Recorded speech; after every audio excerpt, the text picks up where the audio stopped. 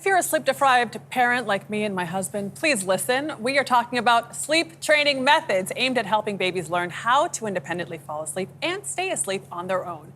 Some parents see that as the key to catching restful Z's, while others argue that sleep training can cause stress and anxiety for a baby. So joining us now is Shelby Harris. She is a board-certified sleep psychologist. Shelby, good morning. Good morning. Thank you. Thank you for coming. Please come to my house. We need you. I have been there. Thank you for telling me you've been there because I think that validates what so many parents are going through. But to start us off, we want to do a little true or false with you about sleep training because there are a lot of myths out there. So number one, sleep training is synonymous with cry it out.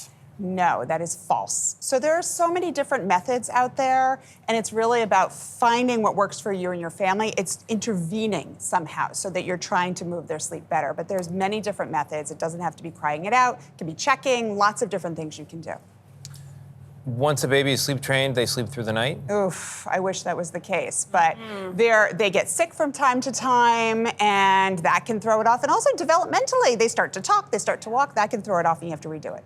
All right, last one. Sleep training can harm children in the long term. There is no evidence that it does any harm. What we do know is that it actually benefits the child and the parent. It's really about finding what works for you and your family, and not doing something and having sleep loss in the long term is actually the bigger problem. Well, hold on. Okay, but if there's no evidence of harm in sleep training, why is it so controversial? Because nobody wants to hear their baby cry. Because right? For prolonged periods of time. Great question. There have been some studies in the past that have been taken out of context a lot of time, and some of them have been debunked, actually. But there's so much noise on social media that people still run with that. Even there was one study about cortisol levels that actually has since been debunked, and even the original study author on that said that should not have been taken into the sleep training realm. But there's a lot of noise around it. It's really about finding what works for you and your family. So there's one extreme, or I should say one end of the spectrum, to use neutral language, where doctors say, let your kid cry.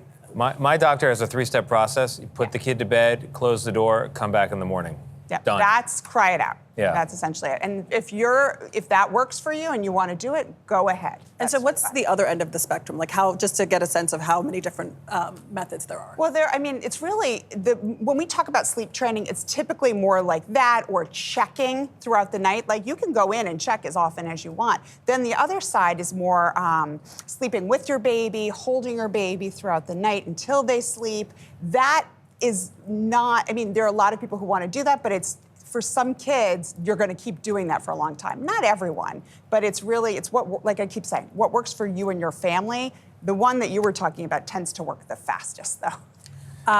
So I think so much of this is about sleep training the parents because you can know what to, I like that look, you're like, You can know what to do, but you have to have the willpower to do it and be consistent, and for all the caregivers in the household. What's your tip on sleep training parents? So it's really consistency is the key. So you have to, and things happen, right? Like late night, Halloween, for example, happens, late nights out. But you have to think about being consistent with the bedtime. A bedtime routine is really important.